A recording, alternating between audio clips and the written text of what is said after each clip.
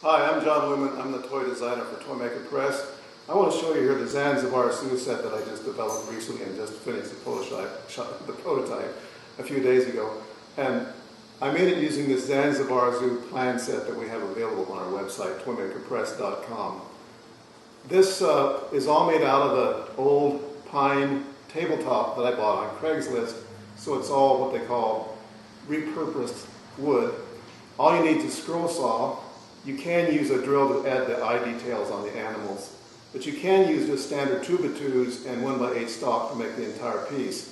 I bought 1x8s for the flat pieces. I cut the 2x2 stock out of the old tabletop, and then I finished it with a paste wax finish, a non-toxic paste wax finish. In the next few minutes I want to show you just a few details of how you can do this. It's a very simple toy to make. It's wonderful fun. I've been playing with it for hours, rearranging things. And for example, the little elephant and the donkey, you can see how simple they are and how blocky they are, unbreakable, great for a nursery or for rough and tumble little kids. And kids love these. You can rearrange this in 1,000 different ways by just rearranging the blocks. So let's take a look at how this was made. We're going to use a Zanzibar Zoo plan set, and this old tabletop to make this elephant. And what we did was we took the page in the Zanzibar Zoo plan set and we Xeroxed it and made this copy so we keep the Zanzibar Zoo plan set intact. First thing you do is just simply cut it out with scissors, and you don't have to stay close to the line. I use an old box with the top cut out kind of as a container for the spray so it doesn't spread all over the shop. So lay your paper in there and shoot the back of it. I use 3M General Purpose 45 adhesive. I'm just going to use about this much of the board. I'm going to rub it real hard in a cotton caliper to get all the dust and oil off if I can.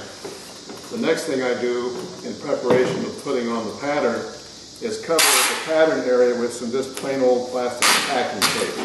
And I'll show you in a minute why that's important. This is an easy way to prepare the wood for the pattern, so when you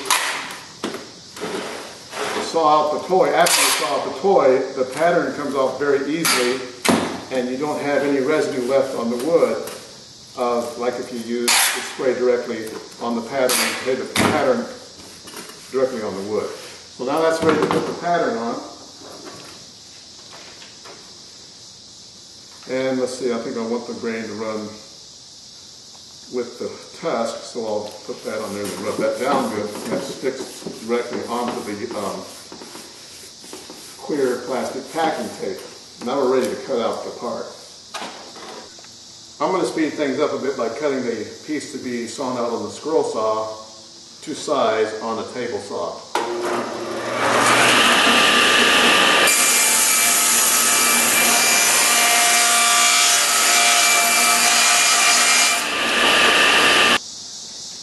I use a basic pin blade scroll saw. I bought this one at Lowe's. I make all my toys with it.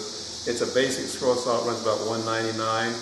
Not an exotic scroll saw, but it works just great for toys. I don't do any real fine scrolling, so I don't have to have an exotic scroll saw like a pinless blade scroll saw. I use this Bosch blade when I use when I cut 1.5" material. And it's the SS5-15. That's the SS5-15 Bosch blade. And you can buy these in packets of 4 to 6 at Lowe's. Lowe's makes this in a Porter Cable brand now. It was a Hitachi brand. It's the same scroll saw now, but they call it the Porter Cable. I saw them the other day for $1.99 on the stand. It's a great little saw.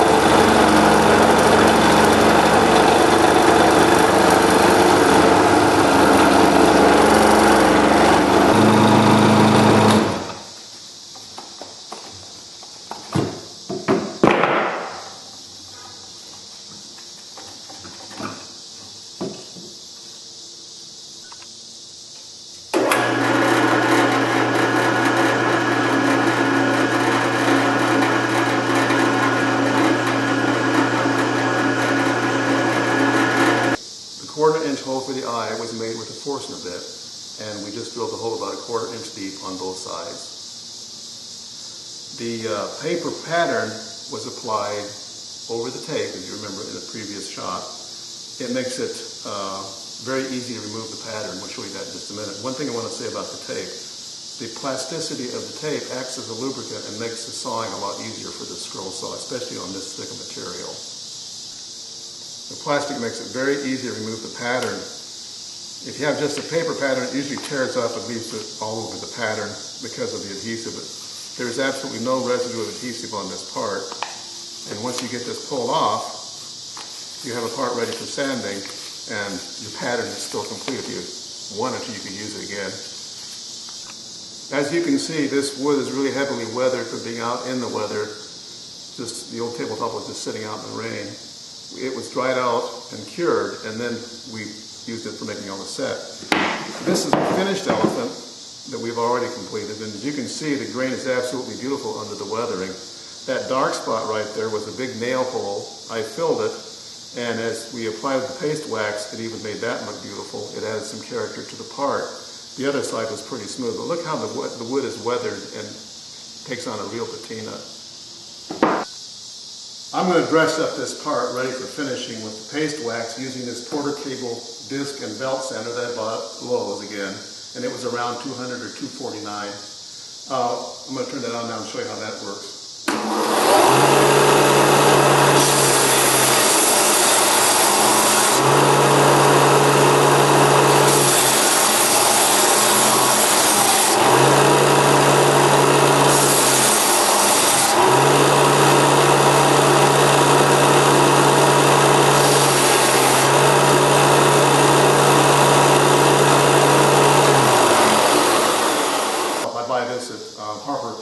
It's very inexpensive. It comes in rolls, it's got a little dispenser front, and I'll rip off a piece of emery cloth about this size, and I'll use that to round the edges.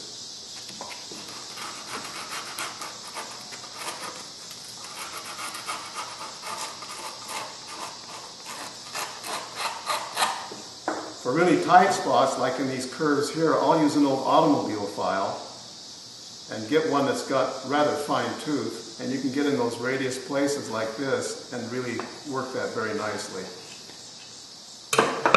For really tight spots like around the eye, I use a jeweler's needle file, and these come with a pack of 7 or 8 assorted sizes and shapes for about $6.99 at Harbor Freight, and you can get in there like that and make a perfect radius. Also little places like in here around the mouth and on the edge of the tail. These simple tools will help you do a really professional job on finishing your toy. Now, on this particular set, you can do it 2 ways. You can leave the toy like this, just round the edges, and use a paste wax finish to finish it, or you can do a little bit of shaping on this belt sander that gives it a hand-carved look. For example, this elephant has been shaped on the belt sander, and you can see where the trunk's tapered here some, and you can see where the tail's tapered some, and it also makes the feet tapered a little bit. That really makes a beautiful toy. I don't know if it's superior to this or not, but I kind of like this look, and it makes it a little more creative for me. And how I do that is, again, using the belt sander, before you apply all the radiuses and finish sanding this, turn on your belt sander.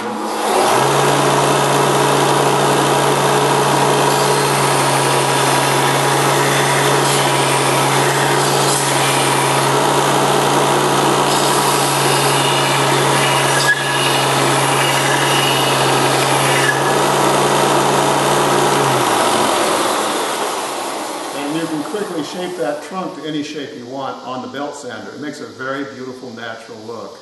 Again, you can do the tail the same way.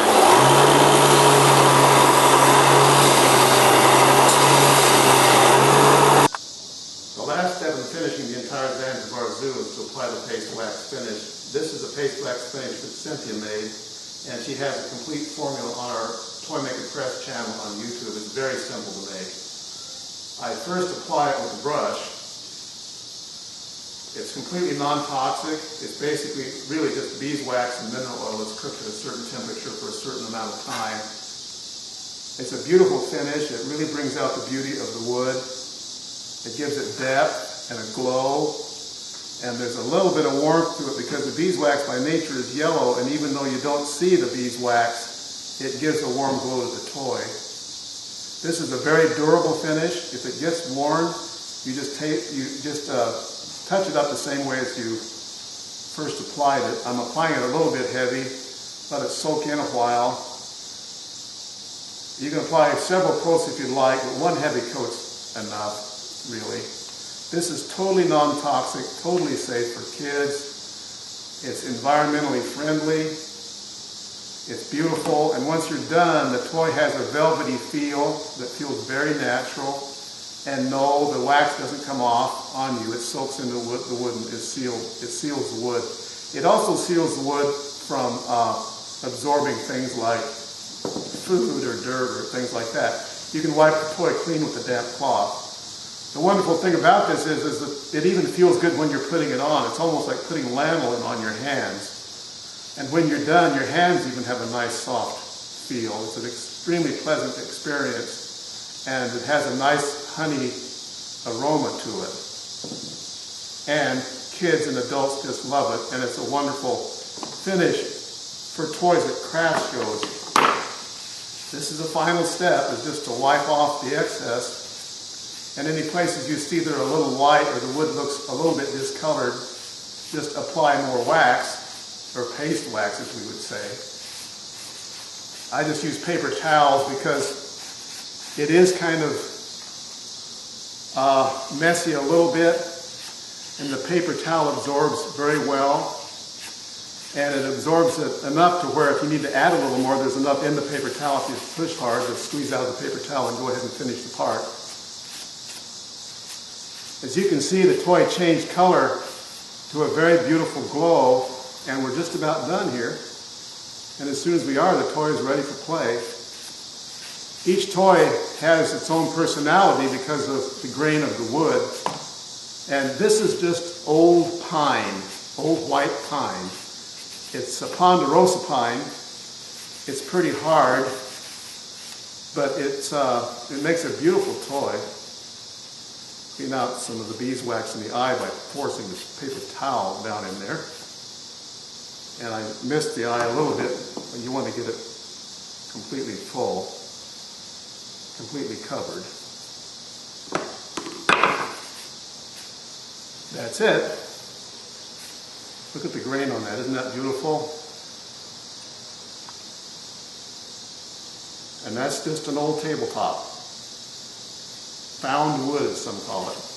And there's all kinds of wood available, all types that available that way. Just old furniture that a lot of people just want to throw away.